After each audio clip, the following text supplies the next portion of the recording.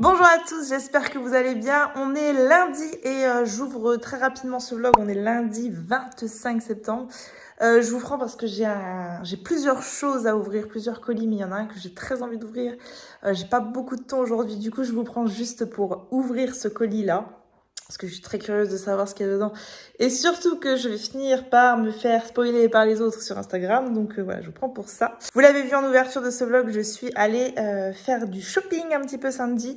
Voilà, on est allé dans un magasin de fêtes. On est allé à Action pour un petit peu compléter nos décos d'automne. Parce qu'on a commencé à installer ça avec les garçons samedi. Et voilà, je me suis racheté des petites choses. Bon, j'ai installé ma petite citrouille Mickey que j'adore. Je me suis racheté un petit bougeoir. Ça, je l'ai eu dans le magasin de fêtes. Ah, voilà, j'aimerais mettre une grosse bougie dessus. Ça fait très longtemps que je l'ai. Ça, Action. Et en magasin de déco, je me suis trouvé ça. Et au début, je me suis dit, je le prends, je le prends pas. Je trouve que c'était cher, je crois. Il était à 6 euros ou à 5 euros. Je me dis, je le prends pas. Est-ce qu'il est pas un peu kitschou? Est-ce que moi, je le trouvais trop mignon. Et ce matin, j'ai regardé une vidéo de Caro from Woodland et je vois qu'il est dedans. Et c'est une valeur sûre, en fait, pour moi, Caro from Woodland. Donc, si elle l'a, c'est que c'est vraiment chouette. Donc voilà, on a essayé aussi le Kamishibai avec les garçons. Je veux parler trop vite, vous voyez, je veux aller vite et je m'en mêle les pinceaux. Ce sont des planches que l'on tient un peu comme un théâtre. C'est un art narratif japonais. Et bah écoutez, les garçons ont bien aimé. Donc, contrairement à ce que je pensais, tu tiens la planche, mais le texte de ta planche n'est pas au dos. C'est-à-dire que tu peux poser la planche qui la regarde et le texte est sur la planche d'après. Bref, c'est un peu compliqué. J'ai un peu bugué quand j'ai commencé à leur lire. Mais voilà, je vous avais dit que je vous en reparlerai. Les garçons ont beaucoup aimé. Et hier, on est également allé se promener en forêt pour aller chercher toutes nos petites choses pour mettre dans notre arbre en carton. Je vais vous montrer celui d'Owen après. Voilà, on est allé se promener dans la forêt pour faire notre observation de l'automne en short. Ben, c'est un concept. Écoutez, on l'avait pas encore fait celle-là. Je vais vous montrer le petit arbre à Owen. Owen a fait son petit arbre. Alors c'est vrai que j'ai pas de tout petit écureuil pour mettre ici. Du coup, il les a mis. Il a fait une petite tanière. Il a mis. On a ramassé de l'écorce. On a ramassé de la mousse. Voilà, on a ramassé plein de petites choses et puis il a pu les mettre dans son arbre. Nono, lui, il a mis tous les animaux qu'il pouvait mettre partout dans l'arbre. Enfin voilà, ça leur a beaucoup plu. Et en fait, ce que je trouve chouette, c'est que là, tous les arbres sont encore tout verts en fait dans la forêt où on est allé hier. Et du coup, je leur ai dit, on y retournerait dans 15 jours pour voir un peu l'évolution des arbres, la couleur, etc. Donc là, j'ai pris une photo de chacun de leurs arbres pour qu'on puisse comparer dans 15 jours la tête qu'aura leur arbre qui sera 15 jours ou 3 semaines, qui sera forcément différent puisque l'automne commencera, j'espère, à bien s'installer. Voilà, je crois que c'est tout ce que j'ai à vous dire concernant l'automne. On fait des petits travaux à la maison. Ça me saoule. Je vous installe ici pour ouvrir mon colis. C'est donc un colis qui me vient des éditions Hurlevent. Hop. Je pense qu'au moment où sort ce vlog, l'annonce officielle est faite. Je reste voix Hurlevent une année de plus. La France veut voter, conférence et débat par Héloïse Villemain sur le pacifisme féminin de Lida Gustava Heyman, vendredi, mercredi 16 juin 1915 à 18h. Rendez-vous au 15 rue du Perret, 9e arrondissement. Alors, qu'est-ce qu'on a de bon?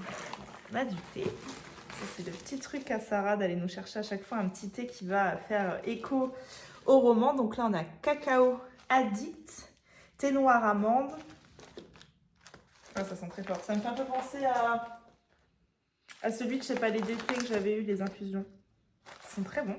Et donc, il s'agit de la dernière parution des éditions Hurlevent. Les éclats de la fratrie Opic de Mélissa Restou.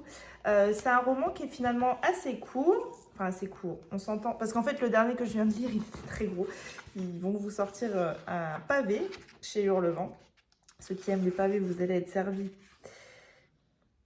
Alors, celui-ci fait 437 pages. Alors, il y a un petit bout de ma chronique dedans.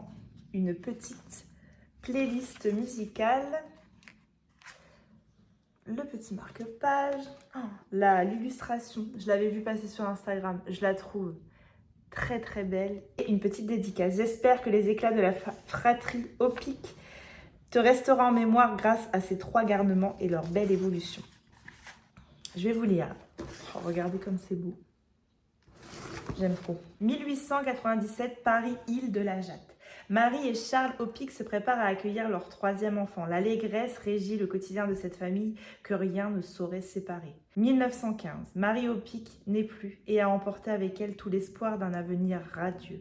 Dans un pays en proie à la guerre, la fratrie se disperse et les destinées se troublent. Alors que les chemins individuels se dessinent, Maximilien, Madeleine et Marceau parviendront-ils à renouer les liens brisés et retrouver leur félicité d'antan? Entre déconstruction et métamorphose, découvrez l'histoire de la famille Opic ternie par la rancœur.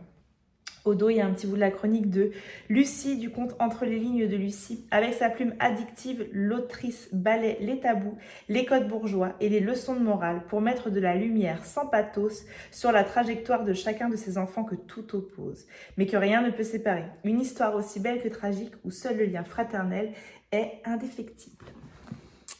Encore un très très joli livre. J'ai passé un très bon moment avec cette fratrie et il y a des thèmes très forts, dont évidemment je ne peux pas vous parler, qui sont défendus dans ce roman-là, parce que ça serait vous spoiler que de vous dire les thèmes auxquels je pense. Et c'est des thèmes qui me sont très chers et que...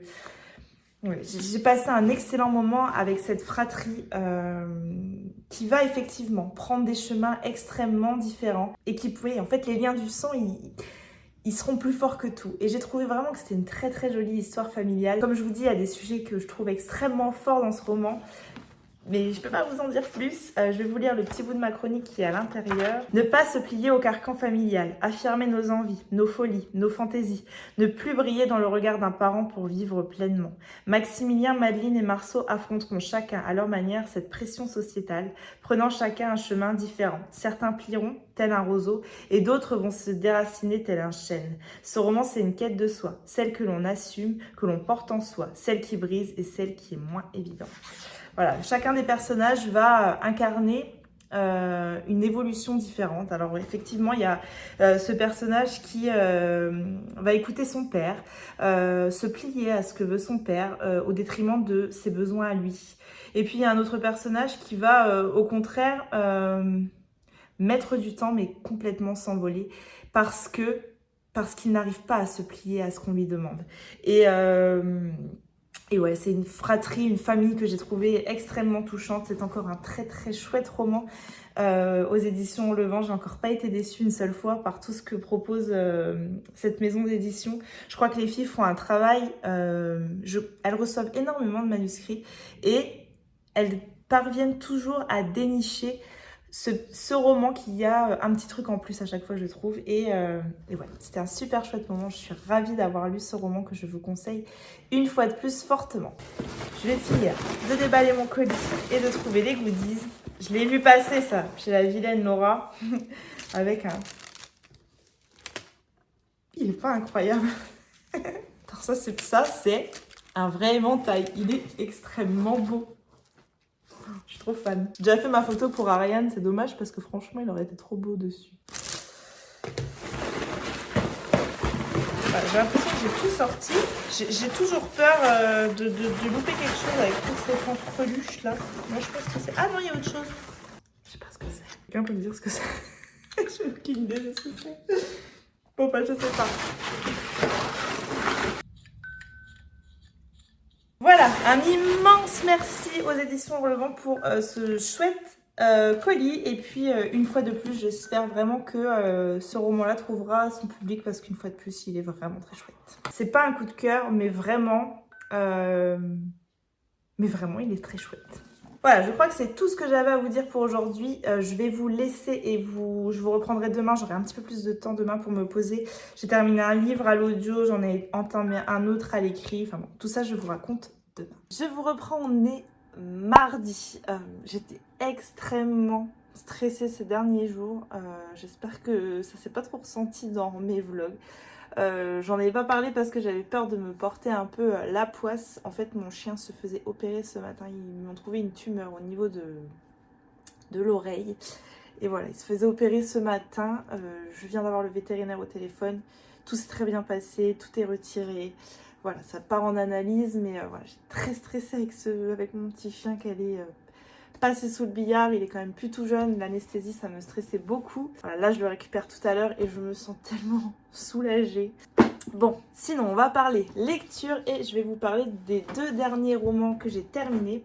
Alors d'abord, j'ai terminé Et que quelqu'un vous tende la main de Karen Ponte, donc paru aux éditions Pocket. Sur la couverture c'est marqué L'amitié est la plus grande des richesses.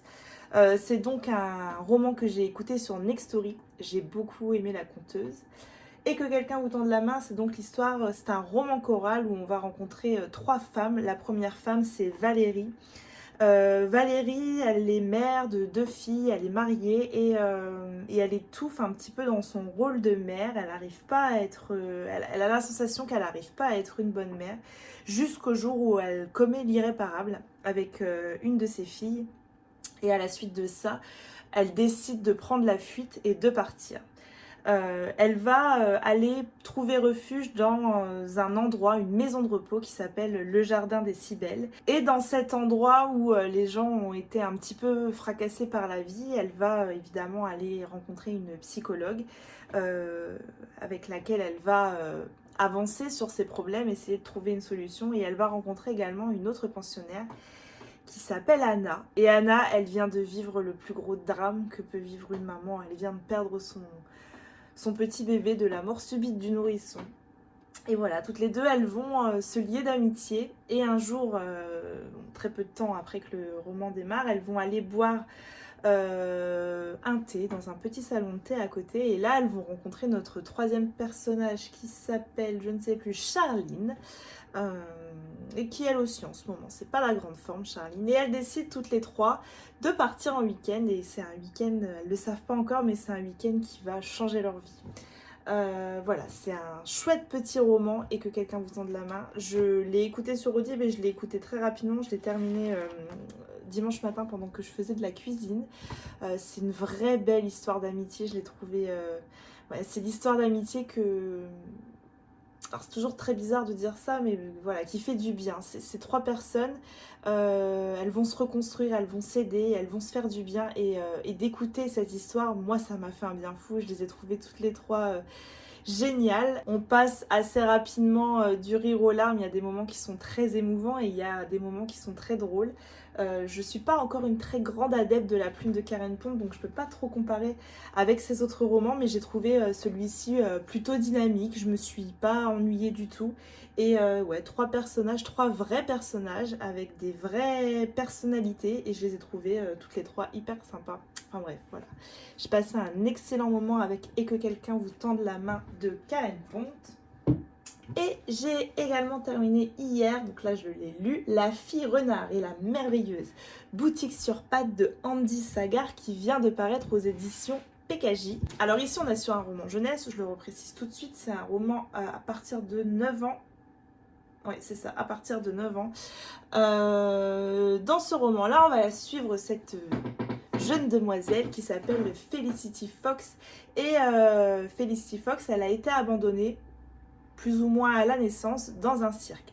Elle a une drôle de particularité, cette jeune fille-là, elle a des oreilles de renard. Et du coup, dans ce cirque, évidemment, elle est considérée ni plus ni moins comme un animal, comme une bête, et elle est enfermée dans une cage.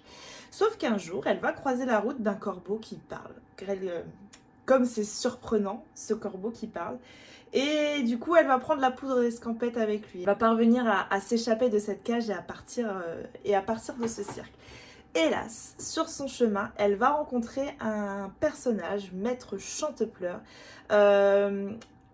avec lequel elle va signer, bien malgré elle, un espèce de pacte en fait, et lui il va la condamner en lui mettant un pic de glace dans le cœur, et elle doit s'en défaire avant le solstice d'hiver, sinon elle va mourir. Heureusement, elle va également croiser la route d'une sorcière qui se balade dans sa boutique de thé ambulante nichée sur des pattes de flamant rose, et elle va rencontrer cette sorcière qui va la prendre sous son aile et qui va faire d'elle son apprentie et qui va l'aider en fait à devenir la sorcière qu'elle aurait dû être et parvenir à se défaire de ce pic de glace, à se défaire de ce pacte qu'elle a un petit peu conclu avec le diable. J'ai passé un excellent moment avec ce roman jeunesse. J'ai trouvé l'univers tout doudou, tout choupi, comme ce salon de thé en fait. J'ai trouvé... je suis parvenue parfaitement à me projeter dans ce que nous proposait l'auteur, l'autrice. On me dit Sagar, je ne sais pas si c'est un homme ou une femme. Tiens, peut-être que ça me... que je m'y intéresse. C'est un homme. Donc je suis parvenue parfaitement à me projeter dans l'univers qu'il propose. On va croiser tout un tas de créatures extraordinaires, on va croiser des licornes, on va croiser des dragons, on va croiser des sorcières, vraiment tout un tas de personnages. Et puis il y a tout un tas de détails que je trouve rigolos, ces théières ambulantes qui volent, ces sorts complètement loufoques où on va réussir à se faire pousser un troisième œil, où on va réussir à se transformer en l'animal qu'on souhaite. Enfin, bon, il y a vraiment un chouette univers qui a été créé, je trouve, dans ce roman-là, et vraiment, j'ai passé un excellent moment avec la fille renard. Je trouve l'histoire, l'intrigue... évidemment prévisible, mais pour autant, je passe un excellent moment. C'est du jeunesse, donc je crois que le jeunesse, c'est quand même assez souvent prévisible. C'est un peu une sorte de roman initiatique, c'est une quête de soi. Voilà, une jeune fille qui a eu des oreilles de renard, qui n'est pas comme les autres et qui a toujours été jugée, traitée différemment, et là qui va découvrir tout un monde dans lequel elle pourrait s'épanouir, et j'ai trouvé ça chouette. Et puis j'ai trouvé aussi que ça parle énormément de l'importance des livres et du bienfait de lire dans ce roman-là. Je trouvais qu'il y avait ce message-là qui en ressortait. Et évidemment, ça ne peut que me plaire. Donc voilà. À la fin du roman, dans les remerciements, la fin est assez ouverte, donc on comprend, on espère qu'il y aura une suite. Et dans les remerciements, l'auteur l'indique. Il y aura bien une suite. Et du coup, ça sera avec grand plaisir que je me procurerai le tome 2, que je retournerai dans ce salon de thé ambulant que j'ai trouvé absolument génial, avec ces sorcières, ces sorciers, ce jeune garçon au nez de loup. Enfin bref, vraiment, il y a tout un tas de choses très bien pensées. Il n'y a rien de trop, rien de pas assez. Vraiment, je trouve que c'est justement dosé. Si vous avez un cadeau à faire à quelqu'un aux alentours de 10 ans, franchement, je pense que ça pourra plaire. Et si comme moi, vous êtes une grande enfant, je pense que ça pourrait également vous plaire. Voilà, là je vais attaquer ce soir, je vais attaquer le nouveau Cosy Mystery qui paraît cette semaine aux éditions du Cherche Midi, les 3 Dahlia. Voilà, je vous en reparlerai un petit peu plus tard dans ce vlog. Sinon, j'ai fait une petite réception que je vais ouvrir avec vous. C'est extrêmement lourd. Je ne sais pas ce que c'est. Enfin, je crois savoir, mais je suis pas sûre. C'est gros, là, je m'attendais pas à ce que ce soit des si gros livres. Alors, c'est un gros colis qui me vient des éditions Dupuis et je suis ravie parce que j'ai reçu le tome 1 et le tome 2 de Madeleine Résistante. 1939, dans la Somme, la jeune Madeleine vit heureuse avec son grand-père et ses parents instituteurs. Du moins jusqu'à ce que la Seconde Guerre mondiale n'éclate, que l'exode ne jette la famille sur les routes et que l'adolescente, atteinte de tuberculose, soit envoyée dans un sanatorium perché dans les Alpes. Dès lors, Madeleine est bien résolue à réaliser un projet fou et nécessaire, lutter contre l'occupant. Engagée dans la résistance avant sa majorité, torturée et condamnée à mort par la Gestapo, Madeleine Riffaut témoigne pour la première fois sous forme graphique contre la barbarie nazie. Jean-David Morvan a recueilli les paroles d'une mémoire qui n'a rien oublié et Dominique Bertaille les a mises en images avec sensibilité et précision. Ainsi, La Rose dégoupillée, premier acte d'une trilogie exceptionnelle, se révèle au-delà de la bande dessinée comme un manifeste combattant au service de la liberté. Donc voilà, ça c'est le tome 1, La Rose dégoupillée, et le tome 2, L'édredon rouge. Celui-ci vient juste de paraître, l'autre il est paru il y a un petit bout de temps déjà. Ce sont de très beaux graphiques. J'aime beaucoup le dessin, beaucoup.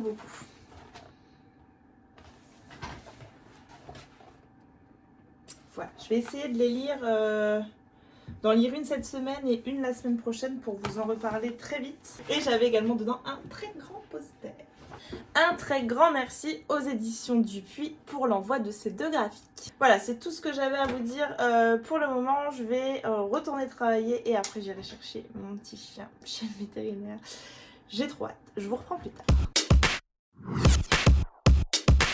On est jeudi, je vous donne des nouvelles de mon petit chien, enfin mon vieux chien.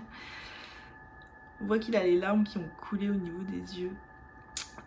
J'ai envoyé la petite masse qui lui ont retiré au niveau de l'oreille pour analyse, on verra bien. Là je vais retirer sa collerette, il essaie de se gratter évidemment, donc je le garde tout près de moi. Je le soulage un petit peu en lui retirant la collerette. Puis on verra bien, je remettrai après. Parce qu'en fait dès que je lui retire la collerette il se gratte. Donc là environ toutes les 3 secondes je me lève pour l'empêcher de se gratter. Puis je remettrai. C'est pour le soulager un petit peu parce que le pauvre, la collerette il se cogne partout. Il n'arrive pas à dormir bien avec. Je le surveille parce que j'ai peur qu'il se gratte. Je vous reprends, on est jeudi.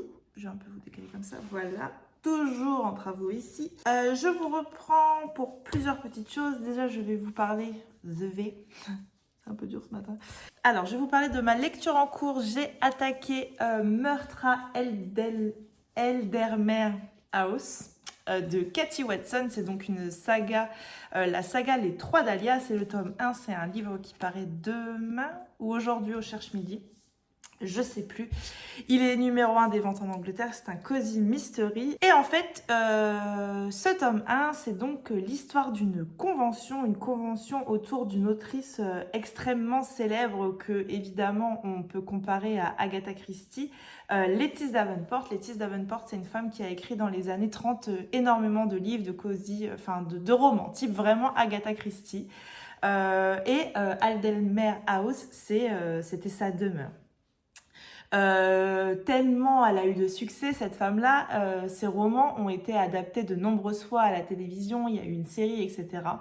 Et il y a 3 grandes figures qui représentent son héroïne principale, donc sa Miss Marple à elle, qui s'appelle Dahlia Lively, d'où les 3 Dahlias. Il y a d'abord Rosalie King qui a interprété Dahlia dans des films, il me semble, dans les années 80. Ensuite, il y a eu Caroline. Caro, elle a interprété Dahlia pendant de nombreuses années parce qu'en fait, elle a été adaptée en série. Et elle, c'est vraiment la personne qui incarne le mieux l'héroïne de Lettice Davenport. Et puis là, il va y avoir bientôt un nouveau projet, une nouvelle Dahlia, un nouveau film qui va sortir. Et là, c'est une toute jeune actrice qu'on vient chercher qui s'appelle Posy Starling. Et Posy Starling, elle a un passé un peu sulfureux. Bref, ce week-end-là, c'est la convention autour, rendant hommage à Lettice Davenport, rendant hommage à ses œuvres, rendant hommage à sa demeure, à tous ces petits objets que contiennent sa demeure, qui font référence à l'autrice.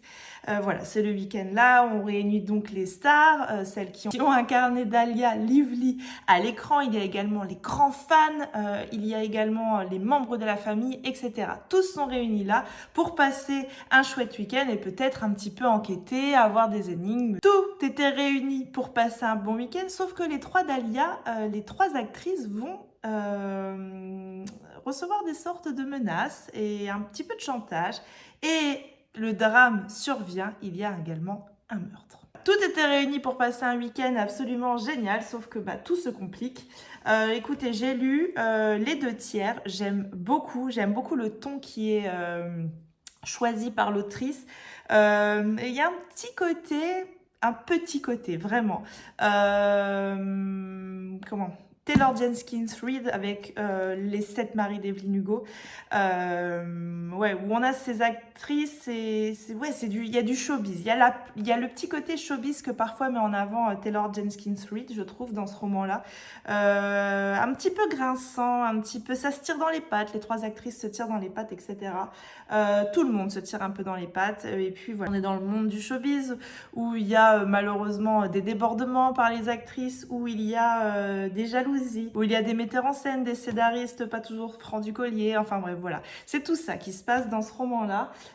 Écoutez, pour l'instant, j'aime beaucoup. Je vous ferai mon compte rendu final quand je l'aurai terminé. J'espère pouvoir le terminer ce soir. Il y a quand même pas mal de petits personnages, donc pour me repérer, j'ai mis quand même pas mal de post-it pour quand je rédigerai ma chronique. Je faisais moins les petits post-it avant, j'écrivais beaucoup de notes en fait sur un petit carnet. Et puis finalement, je crois qu'avec les post-it, c'est pas mal. Que quand je lirai le tome 2, j'ai plus qu'à regarder un petit peu mes post-it et que ça devrait me rafraîchir sérieusement la mémoire. Donc voilà, pour ma lecture en cours. Hier, je suis retournée faire un petit tour à Action. Ipso. Donc, je suis retournée faire un tour à Action. Je me suis pris 7 bougies pour mettre dans le bougeoir que je vous ai montré un petit peu plus tôt dans ce vlog. Je me suis trouvé ça au rayon Noël et j'aime bien parce que c'est un petit mug pour boire mes cafés. Je l'ai trouvé trop mignon. Donc ça, c'est pour Noël. J'ai racheté des petites feuilles comme ça que j'avais pas vues au Action la dernière fois. Donc ça, c'est pour faire les activités. Des assiettes en carton pour les activités, on n'en a jamais assez. Et j'ai trouvé une planche de stickers. Alors celle-ci, j'en achète plus trop parce que j'en ai plein. Mais il y avait un petit beagle, donc du coup, j'ai craqué. Voilà pour mes petits achats à Action d'hier. Et puis là, je vais aller préparer la bibliothèque d'automne. Alors, c'est toujours un peu la misère, la bibliothèque d'automne, parce que finalement, on n'a pas tant de livres que ça sur l'automne. Du coup, je fais un mélange automne, forêt, contes automnaux. Voilà ce que je vais mettre dans la bibliothèque des garçons. Je vais la préparer après. Alors, je vais vous les présenter rapidement. Le petit chaperon rouge, un grand classique. Ensuite, la saison des hérissons. Ça, on ne l'a pas lu encore puisqu'on vient juste de le prendre à la bibliothèque. Ensuite, Regarde dans la forêt. Alors ça, ce sont des livres pour bébés. C'est 9 mois, je crois. 6 mois. La collection Nathan, donc c'est des livres à toucher, des livres qui sont souvent en 3-4 couleurs dans un même camailleux, avec des petits touchés velours, etc. Mais je les aime tellement, ceux-là, que j'arrive pas à m'en séparer. Et Nono veut pas qu'on s'en sépare non plus. On a tous une collection et je les trouve tellement beaux. Bref, celui-là est parfait pour l'automne. Ensuite, on a Écureuil dans la tempête. On a pris également à la bibliothèque, donc on ne l'a pas lu non plus, Le voleur de feuilles aux éditions Père Castor. Pareil, je trouve la couverture très jolie. Et bon, bah, on est toujours sur un mood très automnal. Et pour terminer, je vais mettre la plume magique. Alors la plume magique, là on n'est pas sur un livre vraiment automne, mais on est sur des couleurs, pareil, dans des couleurs très automnales. On l'a lu avec les garçons et on l'a trouvé vraiment pas mal du tout. C'est l'histoire de ce petit ours qui au début du livre n'a pas de nom. Et il a absolument pas confiance en lui. En fait, il n'a pas vraiment l'impression d'être un ours parce que il n'est pas comme les autres ours. Il a peur de certaines choses, il n'a pas confiance en certaines choses, etc. Et puis un jour, va tomber du ciel une plume magique. Et cette plume va lui donner une confiance incroyable. Et d'un coup, il va parvenir à faire tout un tas de choses qu'il n'arrivait pas à faire. Et un jour, il va voir une petite lapine en train de se noyer. Et comme il a sa plume magique et que maintenant il est super fort, il va aller la sauver. Et en allant sauver cette petite lapine, il se rend même pas compte, en fait, il perd cette plume. Et malgré qu'il n'a plus sa plume, il parvient à sauver la lapine. Voilà, et à la fin de l'histoire, évidemment, on lui dit que maintenant, il est génial et qu'il n'a pas besoin de sa plume et qu'elle est dans son cœur, la plume. Voilà, je l'ai trouvé super joli et les dessins, ils changent un petit peu. Mais ils sont très beaux. Donc on est dans la forêt, on est avec les animaux de la forêt. Donc voilà, pour ma petite bibliothèque d'automne pour les garçons, ça sera parfait. Voilà, je crois que c'est tout ce que j'avais à vous dire pour aujourd'hui. Je vous reprends plus tard.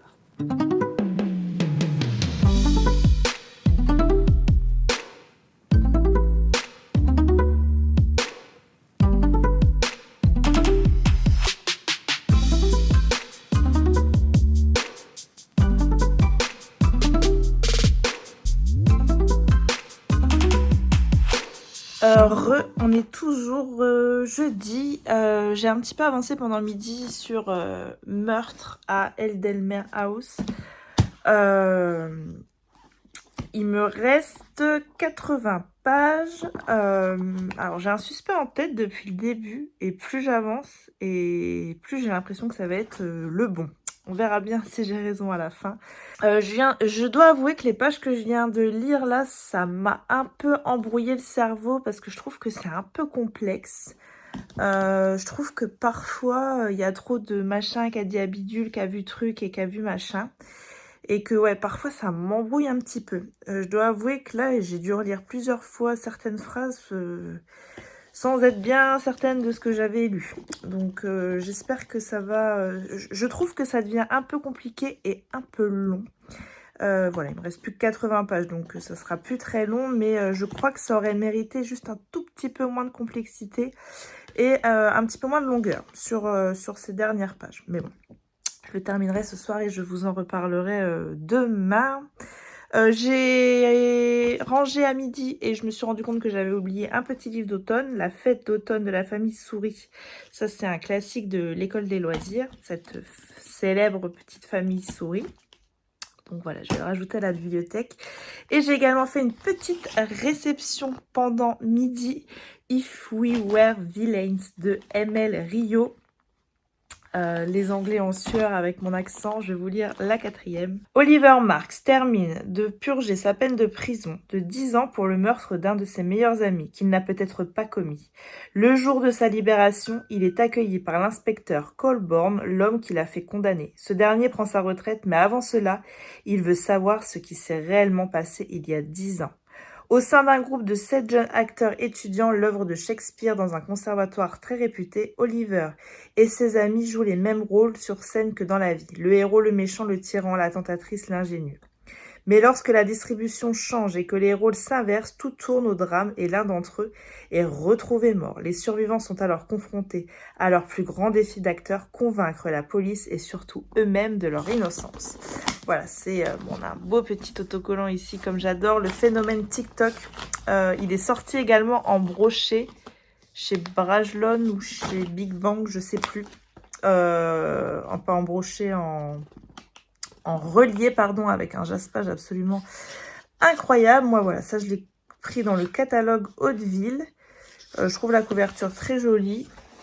On a des petites pages comme ça à l'intérieur. Voilà, ça, je me le suis programmé sur octobre. Donc voilà, je vous en reparle très très vite. Un grand merci à Hauteville pour l'envoi. Voilà, ce coup-ci, c'est tout ce que j'avais à vous dire pour aujourd'hui. Et je vous reprends plus tard.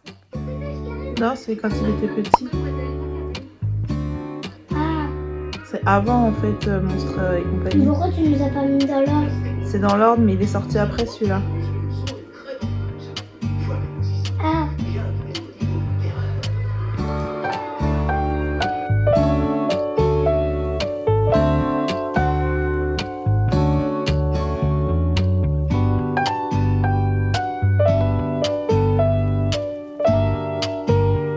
Je vous reprends, on est samedi matin. Hier soir, on a regardé Monstre Academy avec les garçons. Et les garçons ont regardé. Moi, c'est la télé qui m'a regardé. Je me suis réveillée à 4h30, 5h vendredi matin. Et du coup, hier soir, je suis tombée. Parce qu'en plus, hier soir, on n'a pas fait la soirée Disney. On n'a pas mis les matelas dans le salon, etc. Parce que c'est en travaux, petits travaux, on est en train juste de repeindre le mur, on va changer de télé. Donc on en profite pour refaire le mur complètement, enlever tout ce qu'il y avait dessus, reboucher les trous, etc. Et du coup on a regardé dans mon lit. Alors moi regarder la télé dans mon lit, autant je peux lire des heures, autant regarder la télé en général, je m'endors. Sinon niveau lecture, j'ai terminé hier ou jeudi, j'ai terminé jeudi, Meurtre à Eldermere House. Donc je vous ai un petit peu fait le pitch, etc. Précédemment dans ce vlog. Mon point de vue, mon avis global sur ce roman, j'ai beaucoup aimé. J'ai beaucoup aimé parce que j'aime beaucoup en fait ces trois actrices qui incarnent Dahlia Lively à l'écran, et ces trois générations de femmes qui se tirent un peu dans les pattes, etc. parce qu'on est dans le monde du showbiz, et puis qui finalement se rendent compte au fur et à mesure du livre qu'elles vont avoir besoin les unes des autres. Elles ont toutes des secrets, toutes des choses à cacher, etc. Et je m'attache beaucoup aux trois personnages. Et c'est chouette parce qu'en fait, c'est les trois personnages principaux. Donc, c'est plutôt pas mal, tu me diras. Ouais, j'ai beaucoup aimé. J'ai beaucoup aimé l'ambiance, j'ai beaucoup aimé le style Cluedo, etc. Le bémol que je vais retenir, je vous l'ai dit, c'est que parfois, elle veut tellement noyer le poisson. Parce qu'en fait, c'était bien ce que je pensais dès le début. Enfin pas dès le début mais très rapidement j'ai vu arriver le meurtrier. Alors j'avais pas tous les détails, le pourquoi exact du comment, etc. Il me manquait un bon détail, on va dire, mais j'ai vu arriver la fin. Et du coup, parfois je la voyais essayer de nous emmener sur d'autres pistes et je trouvais du coup que c'était trop. Et peut-être que c'est ça qui entachait ma lecture et que si je ne l'avais pas vu arriver la fin, et ben en fait ça aurait été des bouts d'enquête, tout simplement. Ça va être la seule petite critique négative que je vais faire à ce sujet de ce Cozy Mystery. Mais franchement il est hyper prometteur. Je crois que je vais même le préférer à l'autre Cozy Mystery du style Agatha Christie qui est au Cherche Midi avec le club amateur des romans policiers. Parce que j'aime le ton ici qui est un peu plus grinçant, un peu plus piquant. Et voilà, la suite c'est en septembre l'année prochaine si je ne dis pas de bêtises. Ah bah mince, j'ai encore mis en focus, voilà, en septembre l'année prochaine. Et je le lirai avec grand plaisir. Du coup je vais enlever le focus parce que j'ai fait des réceptions, je vais les ouvrir avec vous. C'est vrai que c'est plus joli le focus. Alors, j'ai reçu des petites choses. J'en ai ouvert certains parce que du coup, je ne savais pas ce que c'était. J'ai reçu de la part des éditions Dupuis le petit marque-page qui va avec le graphique Madeleine Résistante que j'ai reçu en début de semaine, il me semble. Ensuite, j'ai reçu... Je sors de la douche, hein, mes cheveux sont mouillés, pas gras. Je tiens toujours à le préciser parce que j'ai vraiment une phobie des cheveux gras. Ensuite, j'ai reçu de la part des éditions Le Duc graphique. Ce graphique est magnifique, évidemment. Face au vent, je trouve les couleurs tellement douces et tellement jolies. Alors, le jour où elle apprend qu'elle a un cancer du sein est un électrochoc pour Fanny Lib. Avec courage et détermination, elle décide de se battre et d'en faire une force. Cette BD, ce sont ses batailles, sa guerre entourée de ses proches, mais aussi sa reconstruction. Comment se relever quand le combat est terminé? Comment reprendre une vie normale et vivre avec cette étiquette de malade en rémission? Cette BD est surtout face au vent et aux embûches, une ode à la vie, à ce qu'elle a de plus précieux. Partager avec les siens, croiser, positiver, avancer, rire, sans peur. Une histoire universelle à la fois sincère, drôle et optimiste. Écoutez, ça m'a l'air... Les dessins, ils sont très très beaux. Je suis ravie de cette réception et je vous en reparle très rapidement. Ça va être... Je sens que ça va être quelque chose. Un grand merci aux éditions Le Duc pour l'envoi. Ensuite, j'ai reçu un gros colis et je n'ai pas la moindre idée de ce que c'est. Le suspense est à son comble. Je sais toujours pas. Oh, mais je suis tellement contente. Je suis tellement contente. J'ai reçu de la part des éditions Albin Michel et moi un livre d'une femme que j'adore sur Instagram qui est d'une inspiration incroyable. C'est son compte Instagram, c'est les mercredis sous la pluie et elle s'appelle Maeva et elle fait des créations pour enfants, des do it yourself, des petits... Je m'inspire énormément de son compte. J'ai un petit truc juste ici dans mon bureau que j'avais fait, oh mes cheveux c'est une catastrophe, que j'ai fait il y a des années sur Instagram, un petit nuage etc. Et elle est d'une inspiration folle et j'avais demandé ce livre mais il y a tellement longtemps. J'ai eu un petit problème avec mon téléphone, ça a coupé. Je disais donc, j'ai donc reçu ce livre-là, donc c'est les mercredis sous la pluie au pays des contes, 52 activités féeriques à partir de 4 ans. Je sens qu'on va s'éclater avec les garçons. C'est que des petits trucs qu'on adore faire, on en fait. Oh là là, ils vont tellement kiffer. Je m'attendais pas du tout à recevoir ce livre parce que ça fait très longtemps que je l'ai demandé au catalogue et bon, parfois je ne reçois pas toujours tout ce que je demande au catalogue et je ne réclame pas derrière si j'ai pas reçu, donc je ne pensais pas le recevoir, donc j'ai reçu ça. Dedans il y a également une petite pelote de laine acrylique, de la peinture acrylique et un pinceau. Voilà. Ah, et des feuilles, plein de feuilles de couleurs. Je suis ravie. Je sens que ce livre-là, vous allez en entendre parler encore beaucoup.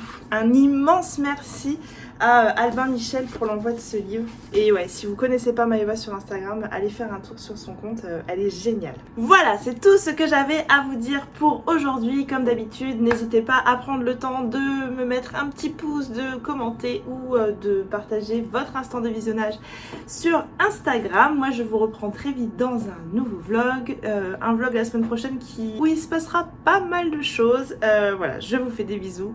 À bientôt. Bye.